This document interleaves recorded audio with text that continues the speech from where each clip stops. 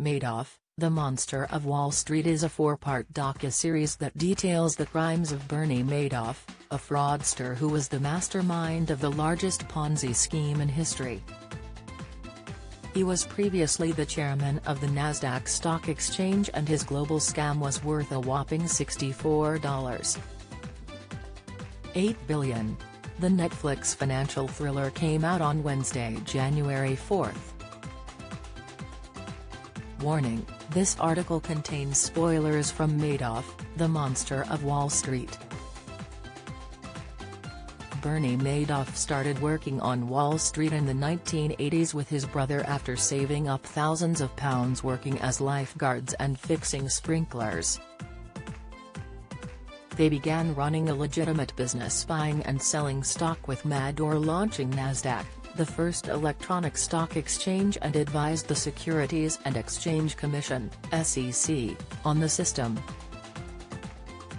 What the SEC didn't realize though was that in another office, Madoff was using money from new investors to pay returns to old ones.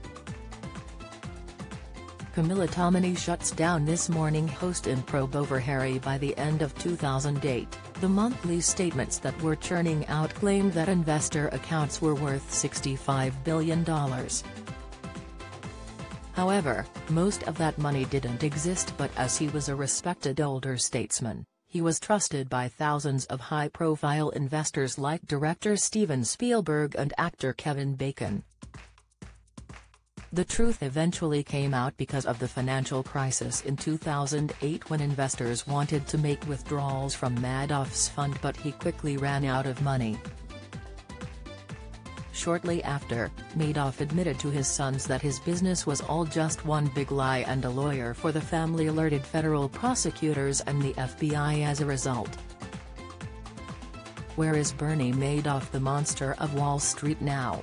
Bernie Madoff was arrested in December 2008 and became infamous with the general public due to the financial meltdown which was affecting millions. He was sentenced to 150 years in prison after he pleaded guilty to fraud and other charges in 2009. Madoff died at the age of 82 last year and, according to The Guardian, his family refused his ashes, so they remain at his lawyer's office. Following the financier's crimes, his family was dealt the blow of coping with people's reactions to what he had done. Chicago PD boss rules out highly anticipated return for key star, explainer Ginny and Georgia. Season 2 will welcome Smallville star to cast.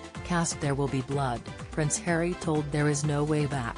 Royal, one of Madoff's sons, Mark, died by suicide on the second anniversary of his dad's arrest in 2010. His other son Andrew died at 48 of cancer, which he beat in 2003, but blamed the disease coming back on the stress of his dad's actions. Meanwhile, Madoff's brother Peter was also sentenced to 10 years behind bars in 2012, despite claims he didn't know what he was doing.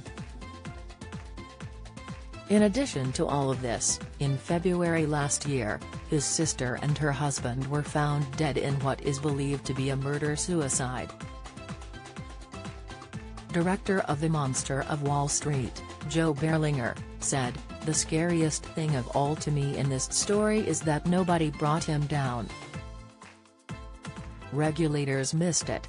People who are very sophisticated investors, who should have known better, who should have known that a conservative option strategy can't produce those kinds of results, didn't ask the right questions. None of that brought Bernie down. What brought Bernie down was a black swan event, the financial crisis, and I believe if the markets had just gone in their normal cycles, he might still be doing it today." Madoff, The Monster of Wall Street is available to watch on Netflix.